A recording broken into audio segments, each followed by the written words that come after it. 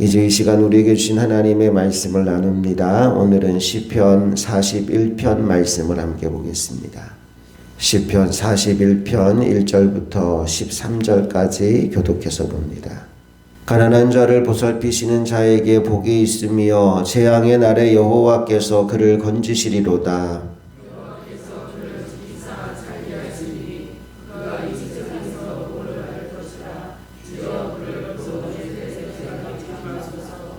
여호와께서 그를 병상에서 붙드시고 그가 누워 있을 때마다 그의 병을 고쳐 주시나이다.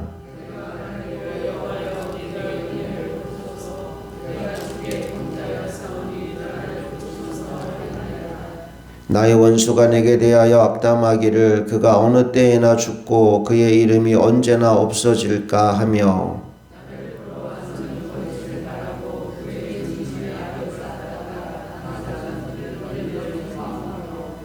나를 미워하는 자가 다 하나같이 내게 대하여 수군거리고 나를 해하려고 꾀하며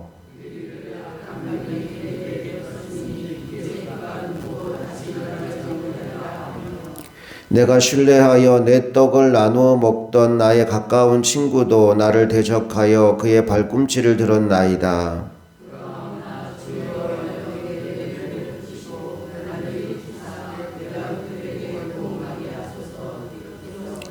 내 원수가 나를 이기지 못하오니 주께서 나를 기뻐하시는 줄을 내가 알았나이다. 함께 읽습니다. 이스라엘의 하나님 여호와를 영원부터 영원까지 송축할지로다. 아멘 아멘. 시편은 모두 5권으로 묶여져 있는데 우리 1권의 마지막 책이 오늘 함께 읽은 시편 41편입니다. 1권의 전체 주제를 한마디로 얘기하라면 복 있는 사람, 복 있는 삶에 관한 이야기를 들려주는 시라고 보면 됩니다. 시편 1편이 이렇게 시작했죠. 복 있는 사람은 악인의 꾀를 따르지 않고 복 있는 사람에 대한 이야기로 시작합니다. 시편 41편도 복 있는 사람에 대한 이야기로 시작합니다. 1절 말씀을 다시 한번 읽어볼게요. 시작. 가난한 자를 보살피는 자에게 복이 있으며 재앙의 날에 여호와께서 그를 건지시리로다. 아멘.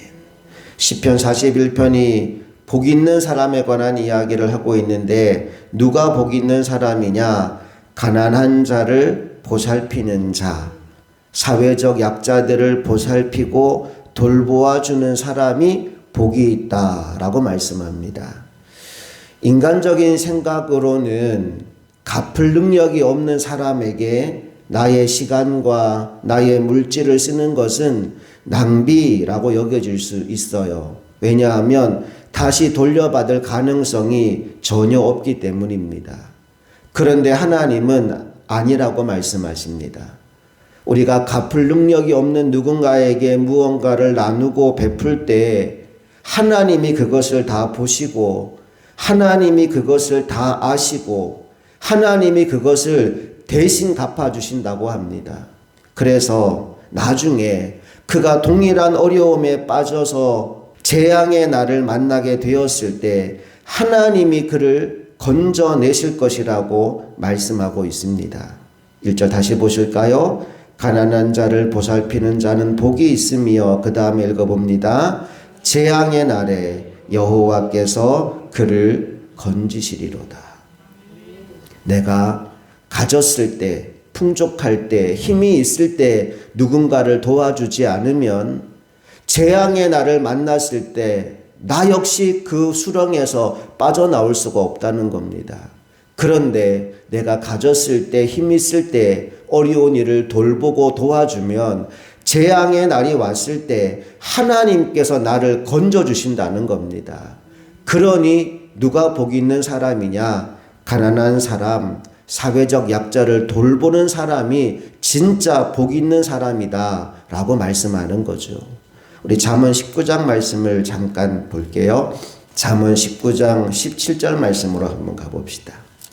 잠언 19장 17절 다 같이 시작. 가난한 자를 불쌍히 여기는 것은 여호와께 구워드리는 것이니 그의 선행을 그에게 갚아 주시리라. 한 번 더 읽어봅니다. 가난한 자를 불쌍히 여기는 것은 여호와께 구워드리는 것이니 그의 선행을 그에게 갚아 주시리라. 하나님은 온 땅의 주인이십니다. 누구한테 빚지고 그런 분이 아니에요. 그런데 하나님이 이렇게 말씀하셔요. 너희가 가난한 자를 불쌍히 여기고 그에게 은혜를 베풀고 사랑을 베풀면 내가 빚진 자의 심정으로 너에게 갚아주겠다. 그건 그 사람에게 네가 은혜를 베푼 게 아니고 나한테 구워준 거야. 내가 너한테 빚진 거야. 내가 빚진 거니까 반드시 너에게 갚아줄 거야 라고 말씀하고 있는 겁니다. 오늘 저와 여러분이 하나님께 구워드리는 사람, 하나님을 빚쟁이로 만드는 사람들이 될 수 있기를 소망합니다. 이 하루를 살면서 하나님이 우리에게 보여주는 누군가 연약하고 가난하고 아프고 힘든 사람이 있다면 하나님의 사랑으로 그를 돌보는 이 하루가 될 수 있기를 간절히 축복합니다. 이제 2절 말씀으로 가봅니다. 2절 시작. 여호와께서 그를 지키사 살게 하시리니 그가 이 세상에서 복을 받을 것이라. 주여 그를 그 원수들의 뜻에 맡기지 마소서. 보세요. 가난한 자를 돌보는 사람에게 하나님이 어떤 복을 주십니까? 그를 재앙의 날에 건져주시는 것으로 끝이 아니고 여호와께서 그를 지켜주신대요. 여호와께서 그를 살게 해주신대요. 그리고 이 세상에서 복을 받게 될 것이다 라고 말씀합니다. 하나님이 갚아주시는 은혜를 누리는 사람, 그 사람은 거룩한 낭비, 거룩한 소비를 할 줄 아는 사람입니다. 절대로 여러분들이 흘려보낸 것이 그냥 사라지는 것이 아니라 하나님께 기억된다는 사실을 잊지 않으시기를 간절히 바랍니다. 자, 그런데 오늘의 시를 계속 읽어 내려가면 우리가 깨닫게 되는 게 뭐냐 하면 사실 오늘 이 시를 쓴 시인의 상황이 그렇게 좋은 상황이 아니었다는 겁니다.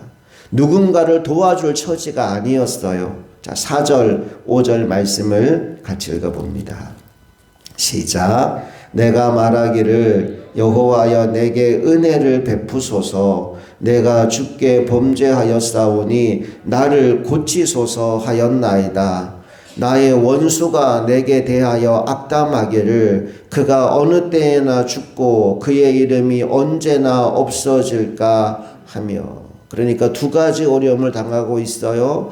지금 자신의 몸에는 육신에는 질병이 찾아와서 죽을 지경이 된 겁니다. 그런데 그의 원수들은 그를 조롱하며 악담을 퍼붓고 죽을 날만 기다리고 있는 상황이라는 거예요.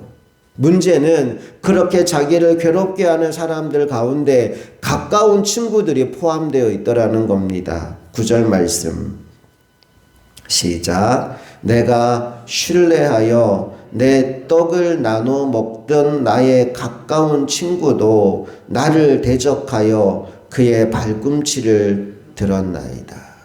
가까이 지내던 함께 떡을 나눠 먹던 사람들까지 나를 조롱하고 나를 향해 험담을 퍼붓고 있는 이 상황. 그러니 얼마나 마음이 아프고 또 얼마나 마음이 무너지는 상황이겠습니까? 원수들의 적대, 친구들의 배신, 끝을 알 수 없는 투병 생활. 그런데 그 상황 속에서도 오늘의 시인은 하나님만이 나의 구원임을 선포합니다. 10절, 11절 읽어봅니다. 시작. 그러하오나 주 여호와여 내게 은혜를 베푸시고 나를 일으키사 내가 그들에게 보응하게 하소서. 이로써 내 원수가 나를 이기지 못하오니 주께서 나를 기뻐하시는 줄을 내가 알았나이다. 사람은 나를 버릴 수 있습니다. 믿었던 사람이라도 언제든 나를 배신할 수 있습니다. 그러나 하나님은 아닙니다. 내가 아무도 모르게 행했던 선한 일들을 하나님은 기억하시고 나를 회복시키시며 나를 나의 높은 곳으로 다니게 만들어 주십니다. 그래서 우리가 할 일은 하나님을 찬송하는 것밖에 없습니다. 12절 13절 같이 읽어봅니다. 시작. 주께서 나를 온전한 중에 붙드시고 영원히 주 앞에 세우시나이다. 이스라엘의 하나님 여호와를 영원부터 영원까지 송축할지로다. 아멘. 아멘. 사랑하는 여러분, 오늘 저와 여러분은 복 있는 사람으로 살게 되기를 원합니다. 누가 복 있는 사람입니까? 시편 1편을 기준으로 본다면 말씀 안에 거하는 사람이 복 있는 사람입니다. 주야로 하나님의 말씀을 묵상하는 사람, 말씀 안에 거하는 사람이 복 있는 사람입니다. 그런가 하면 오늘 시편 41편을 기준으로 보면 그 말씀을 실천하며 사는 사람이 복 있는 사람입니다. 하나님의 말씀에 순종하여 갚을 능력이 없는 누군가에게 사랑과 은혜를 베풀며 살아가는 사람, 그래서 하나님의 도와주심, 하나님의 갚으심, 하나님의 회복시켜 주심을 경험하며 살아가는 사람이 복이 있는 사람입니다. 말씀 안에 거하고 말씀을 실천하며 살아감으로 말미암아 오늘 이 하루도 그리고 우리의 남은 평생이 복 있는 사람들이 될 수 있기를 주님 이름으로 축복합니다. 함께 기도하시겠습니다.